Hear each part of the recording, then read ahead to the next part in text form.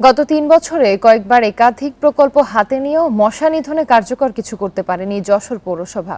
এতে সব ঋতুতেই মশার উপদ্রব আতঙ্কিত করে তুলছে শহরবাসীকে। জেলাতে ডেঙ্গুর প্রকোপ বেশি হলেও বরাদ্দের অভাবে আপাতত সমাধানের পথ দেখছেন না পৌর কর্তৃপক্ষ।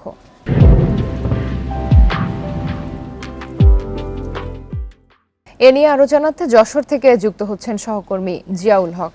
জিয়াউল, পৌর কর্তৃপক্ষ এখনো বরাদ্দের আশার কথা বলছেন। বরাদ্দ না পেলে কি মশা নিধনের কোনো পদক্ষেপ নেওয়া হবে না?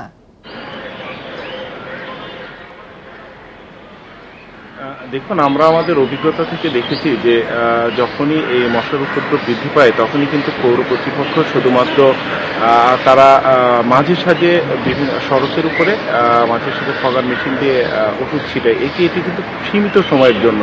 গত বছর বা এর আগের বছর কিন্তু আমরা গত কয়েক বছর ধরেই কিন্তু আমরা দেখছি যে বছর জুড়েই কিন্তু মশার উপদ্রব থাকছে, যেটি শুধুমাত্র একটা সময় গ্রীষ্ম বা বর্ষাকালে ছিল, কিন্তু এখন কিন্তু সেই জিনিসটি আর নাই। এবং এই যে উপদ্রব থেকে রক্ষার জন্য বারবারই কিন্তু নাগরিক সমাজের পক্ষ থেকে পৌর কর্তৃপক্ষকে জানানো হচ্ছে এবং জানানো হচ্ছে, তারা একেবারেই কোনো পদক্ষেপ নিচ্ছে না। আমি এই মুহূর্তে যেটি দেখছি যে যশোর ভৈরব নদ, এই ভৈরব নদও কিন্তু মশার জন্য একটি বড় সমস্যা। এখানে নদটি খনন করা হলো, এই নদটি কিন্তু আসলে এই মুহূর্তে যে অবস্থায় আছে, অর্থাৎ পানি কিন্তু বদ্ধ জলাশয়ে রূপ নিয়েছে এবং শহরের বিভিন্ন ড্রেনের পানিগুলো কিন্তু এখানে এসে পতিত হচ্ছে এবং এই পুরো পানিটি আসলে নষ্ট এবং এখানে কিন্তু মশার লার্ভার জন্য একটি উপযুক্ত স্থান, এমনটি কিন্তু আসলে বিশেষজ্ঞ যারা আছেন তারা বলছেন।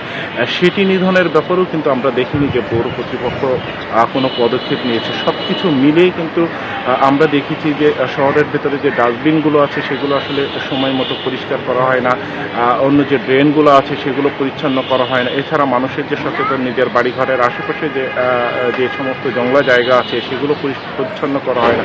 সবকিছু মিলেই কিন্তু যশোর বিগত কয়েক বছর ধরেই যে মশাটি উপদ্রব, সেই উপদ্রব থেকে কিন্তু এটি কিন্তু দিনকে দিন মারাত্মক আকার ধারণ করছে এবং এটি কিন্তু এক প্রকার আতঙ্কের রূপ নিয়েছে যশোরবাসীর জন্য। যশোর থেকে জানাচ্ছিলেন সহকর্মী জিয়াউল হক।